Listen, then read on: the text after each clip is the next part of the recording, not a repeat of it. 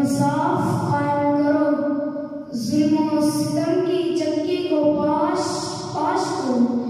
ये सदाएं New Zealand Christchurch की जामिया मस्जिद में गूंजा करती थी सदरानी वकार।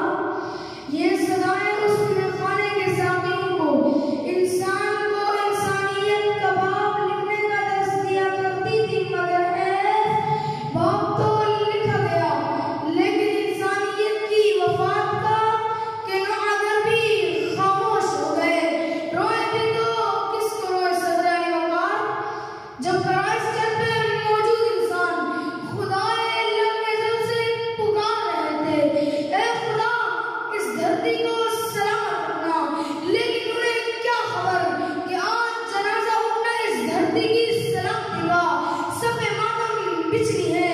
उन्होंने 50 जानों के घरों में जो किसी का मान, किसी का जान, किसी का साहिबान थे, फिर बंदूक की नाक से निकलने वाली लोहे की गर्म सलाखों ने मासूम जानों के सीनों को चीरा तो जमीन कांप उठी। हाय मैं जनाजा बन गई। अरे कहाँ है अर्ज़ो समा का मालिक कि चाहतों की रखे कुरे दे, कोई मसीहा इधर भी देखे, कोई बेचारा गरीब को उतरे, उफक का चेहरा लहू में तरे। जमीन जनाजा बनी हुई है, जमीन जनाजा बनी हुई है।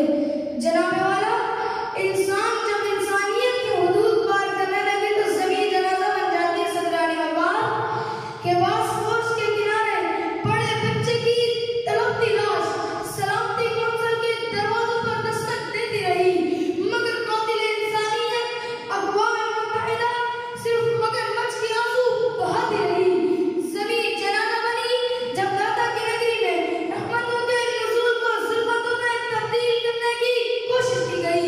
जमीन जनाजा बनी जब फलक ने पुकारा, ए फर्जंदाने कुंदोज अपनी दस्तारों से कफन बनाओ, अपने लहू से मियां ईद बरसाओ।